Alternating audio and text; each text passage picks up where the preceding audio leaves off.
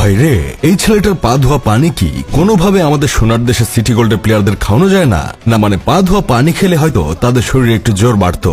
যেখানে আমাদের ক্যাপ্টেন কুল নাজমুল হোসেন শান্ত পুরো বিপিএল সিজন একটা ছক্কা মারতে পারে না, সেখানে ভারতের 14 বছর বয়সী পিচি পোলা বৈভব সূর্যবংশী 11টা ছক্কা মেরে 35 বলে সেঞ্চুরি করে, তাও আবার আইপিএল এর মতো লিগে, যেখানে কিনা বিশ্বের বাঘা বাঘা বোলাররা স্পিড স্টাররা বোলিং করে। তর্কের খাতিরে মেনে নিলাম ছেলেটার বয়স 14 না, কিন্তু 16-17 বয়সের বেশিও হবে না। এই বয়সে একটা ছেলের বোলারদের কুত্তামার মেরে বান্ডি ফাটিয়ে দিয়ে সেঞ্চুরি করা মুখের কথা না।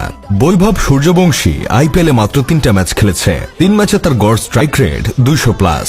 অথচ আমাদের সোনার দেশের সিটি গোল্ডের প্লেয়াররা টি20 ম্যাচ খেলে ওয়ানডের মতো, ওয়ানডে ম্যাচ খেলে টেস্টের মতো, আর টেস্ট ম্যাচ খেলে দুঃখিত মাফ করবেন ওরা টেস্ট ম্যাচ খেলতেই পারে না। কয়েকদিন আগেও ওরা জিম্বাবুয়ের সাথে টেস্ট ম্যাচ হেরেছে। 2002 থেকে 2003 সালেও আমরা জিম্বাবুয়ের সাথে হারতাম, 2025 সালে এসেও আমরা জিম্বাবুয়ের সাথে হারি।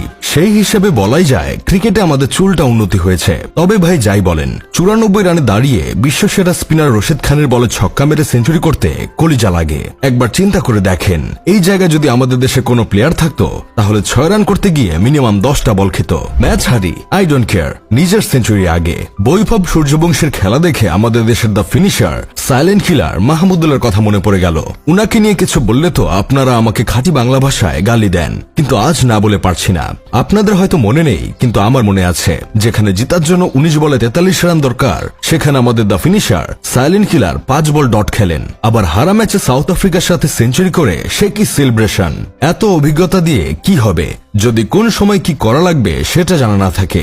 আমাদের মায়ের দোয়া ক্রিকেট টিমের ম্যানেজমেন্টের কাছে অনুরোধ থাকবে, অতি দ্রুত বৈভব সূর্যবংশীর পা ধোয়া পানি এনে আমাদের প্লেয়ারদের খাওয়ানোর ব্যবস্থা করা হোক। পা ধোয়া পানি এনে সর্বপ্রথম আমাদের ক্যাপ্টেন কুল শান্তকে খাওয়াবেন। দিন যত যাচ্ছে সে আরো তত খারাপ ক্রিকেট খেলছে।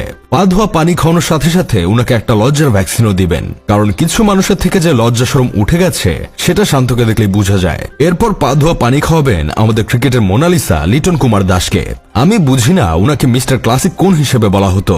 এক ম্যাচ ভালো খেললে বাকি 14টা ম্যাচের টুট মেরে দেয়। তারপর পা ধোয়া পানি খাওয়ানো হোক লর্ড অ্যাসোসিয়েশনের সভাপতি ও ডাক বিভাগের সিইও সৌম্য সরকারকে। পাড়া মহল্লায় খ্যাপ খেলে বেড়ানো প্লেয়ারকে যখন জোর করে জাতীয় দলে খেলানো হয় তখন তো খেলার 12টা বাজবে, এটাই স্বাভাবিক। সৌম্য সরকার তার ক্যারিয়ারে যতগুলো আন্ডা মেরেছে ততগুলো আন্ডা কোন সুস্থ স্বাভাবিক মানুষ তার পুরো জীবনে খায় নাই। মোট কথা, বৈভব সূর্যবংশীর পা ধোয়া পানি আমাদের দেশের কোন প্লেয়ার যদি খেতে রাজি না হয় তারপরও তাকে জোর করে খাওয়ানো হোক, কারণ আমাদের সোনার দেশের সিটি গোল্ডের প্লেয়ারদের বৈভব সূর্যবংশীর পা ধোয়া পানিটা খাওয়া অতীব জরুরি। যাই হোক, শেষমেশ আমি গোলাম হোসেন একটা কাজের কথা কই। আমাদের